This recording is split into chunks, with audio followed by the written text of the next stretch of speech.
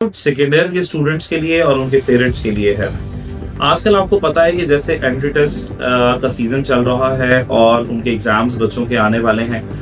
बहुत सारे जो पेरेंट्स हैं दे आर नॉट अवेयर कि अब जो है वो यूनिवर्सिटीज जो है वो पहले ही एंट्री टेस्ट भी ले लेती हैं और उनके एडमिशन्स भी सेकेंड ईयर के रिजल्ट से पहले ही हो जाते हैं और क्लासेस भी बिफोर रिजल्ट स्टार्ट कर दी जाती हैं।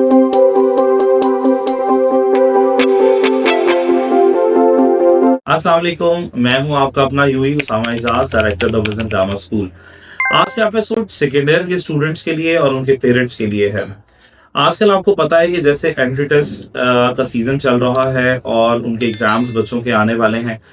बहुत सारे जो पेरेंट्स हैं दे आर नॉट अवेयर कि अब जो है वो यूनिवर्सिटीज जो है वो पहले ही एंट्री टेस्ट भी ले लेती हैं और उनके एडमिशन्स भी सेकेंड ईयर के रिजल्ट से पहले ही हो जाते हैं और क्लासेस भी बिफोर रिजल्ट स्टार्ट कर दी जाती हैं।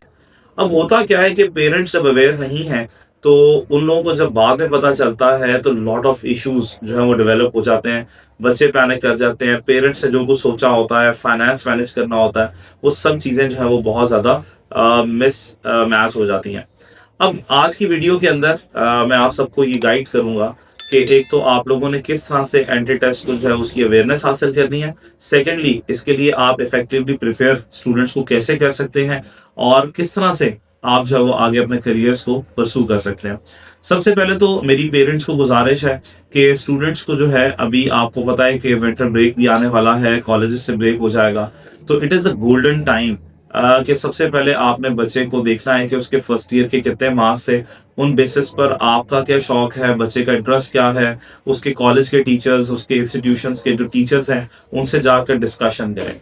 देखें कि बच्चे का इंटरेस्ट किस साइड पर है, उससे डिस्कशन करने के बाद, टीचर से मिलने के बाद, प्लस आपने मार्केट जो है वो सर्वे करने के बाद ये देखें कि वो जो फील्ड आप चुन रहे हैं बच्चे के लिए, उसके लिए कौन कौन से इंस्टीट्यूशंस अवेलेबल हैं जहां पर आप भेज सकते हैं। उनके फाइनेंशियल स्ट्रक्चर्स को देखें, फीस स्ट्रक्चर जो होते हैं उनको चेक करें जहां पर आपकी पॉकेट इजाजत देती है। फिर आप ये देखें कि उनके लिए रिक्वायर्ड टेस्ट कौन से हैं और उनकी डेट्स क्या हैं।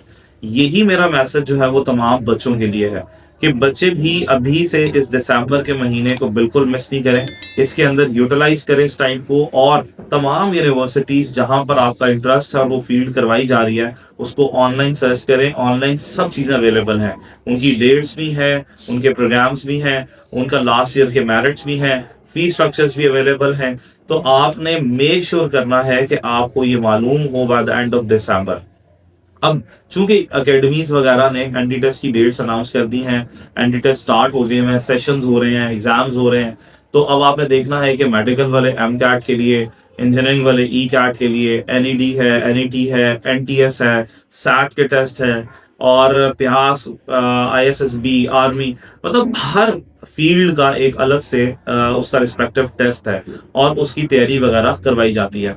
अब चूंकि हमारे एक मार्केट के अंदर इतना बड़ा एक माफिया, इतना बड़ा एक बिजनेस हब बन चुका हुआ है एंट्री टेस्ट का, जिसकी वजह से पेरेंट्स जो हैं उनके लिए फाइनेंस मैनेज करना, जो तो कर सकते हैं वो भेज देते हैं। संडे क्लासेस स्टार्ट हो गई हैं, कॉलेजेस वाले ऑफर कर रहे हैं, डिफरेंट एकेडमीज वाले कर रहे हैं, तो ऑल आर गुड, सब बेहतरीन काम कर रहे हैं, दे आर ऑल सर्विंग और उसमें फाइनेंस भी इन्वॉल्व है। कुछ पेरेंट्स सपोर्ट कर पाते हैं, कुछ नहीं कर पाते।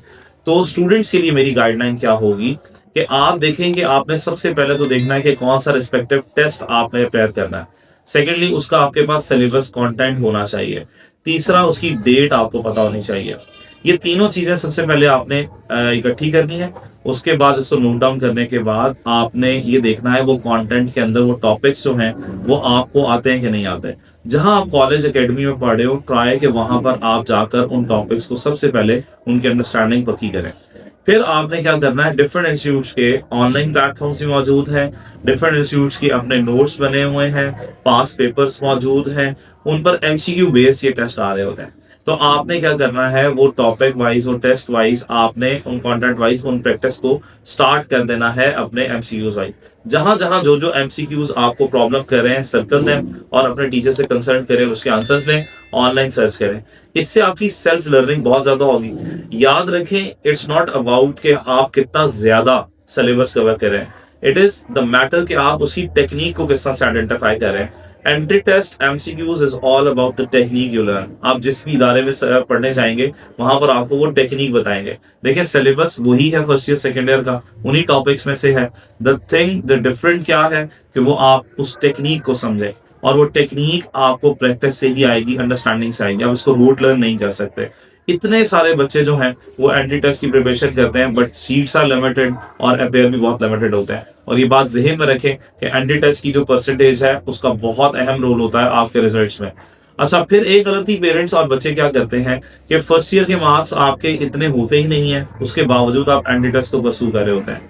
आपका मैट्रिक की कुछ परसेंटेज, फर्स्ट ईयर के मार्क्स और एंट्री टेस्ट के मार्क्स, ये इसका एक कंपोजिट और एक कंबाइंड रिजल्ट बनता है जिसकी बेस पर आपका एडमिशन होना है। तो सबसे पहले तो आप ये देखें कि आप जिस फील्ड में जाना चाह रहे हैं उसकी रिक्वायर्ड यूनिवर्सिटी में आपके फर्स्ट ईयर के मार्क्स की बेस पर आपका एडमिशन हो सकता है कि नहीं हो सकता।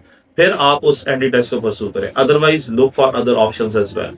तो ये गाइडलाइन इतनी इंपॉर्टेंट है कि ये स्टेप बाय स्टेप जब तक आप इसको फॉलो नहीं करेंगे, आप लोग बहुत सारा मेजर टाइम वेस्ट कर देंगे और आपको एडमिशन्स के लिए बहुत प्रॉब्लम होता है। अब जब आप ये सारा टाइम वेस्ट कर देते हैं और सारा काम प्रोसेस नहीं करते हैं, तो at the end of the day आप वेट कर रहे होते हैं रिजल्ट का, और वो उसके बाद बहुत लिमिटेड ऑप्शंस आपके पास रह जाती हैं जो कि आपके इंटरेस्ट के मुताबिक नहीं होती। और फिर बाद में आपको एडमिशन लेने के लिए या तो साल वेट करना पड़ता है या स्प्रिंग सेशन का वेट करना पड़ता है, और मेन फील्ड जो है वो फिलअप हो जाती है और आप अपने मुताबिक उसको फॉलो नहीं कर पाते। या फिर आपको प्राइवेट सेक्टर्स में जाना पड़ता है और वहां पर इतनी ज्यादा फीसेज होती हैं कि जो कि पेरेंट्स के लिए बेयर करना मुश्किल हो जाता है।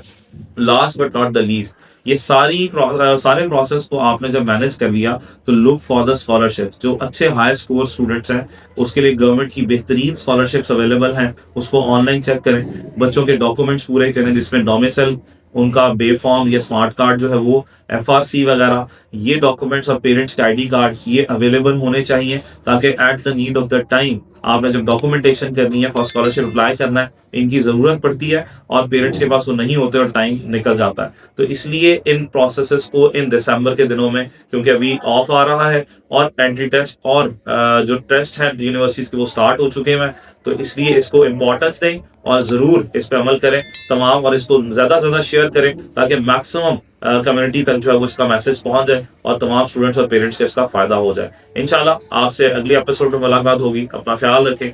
अल्लाह हाफिज।